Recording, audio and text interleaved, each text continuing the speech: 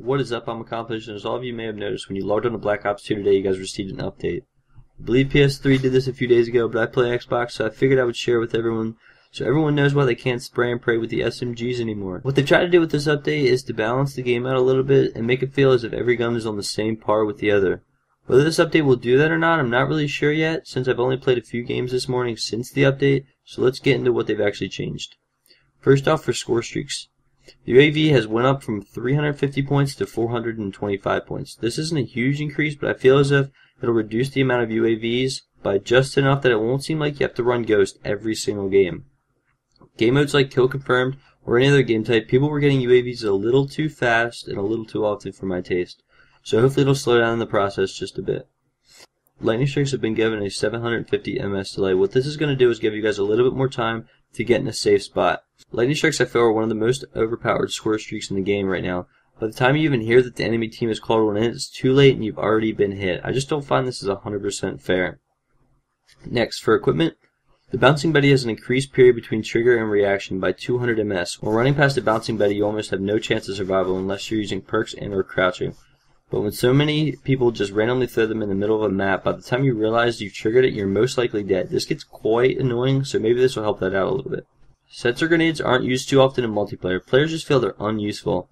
To help that, they've increased the range, frequency, and the amount of time that players appeal after explosions. So maybe we'll see them more often. Who knows? Concussion grenades have been nerfed. Some people felt as if they were too strong. You see an enemy, you throw a concussion, and you can just dance around them. So what they've done is decrease movement penalty and turn penalty when hit. The nerf on SMGs is probably the main thing and is going to impact the most people. They have increased the fire recoil to all SMGs while reducing the amount of bullet penetration. The reason they've done this is because a lot of people were attaching a laser sight and solely hip firing. The PDW and MSMC now have an increased recoil. I don't think this will be a huge impact, but I think it'll help with balancing assault rifles and SMGs. So now with the assault rifles, all of them have had reduced idle sway, which will help with those long-range gunfights. The SWAT, FAL, and XM8 have been given increased recoil, but only when having select fire active. Along with that, the XM8 has had the lethal range of 3-hit kills reduced from 250 to 50 inches. Before the update, assault rifles were kind of below SMGs in my opinion, so maybe the reduced sway will help bring these back to life.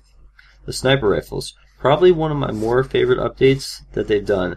I'm not a big fan of rushing around the map, quickscoping, and barrel stuffing people. Although some people enjoy this, it's just not my thing. So what they're doing is increasing the hipfire spread of all sniper rifles with and without laser sights attached. What this is going to do is make it a little harder for people to run around and just hipfire to get kills. As for shotguns, the Remington or R870 is getting its one-hit kill range reduced by 45 inches. Even though this may not seem like a lot, it's definitely going to affect the shotgun users out there.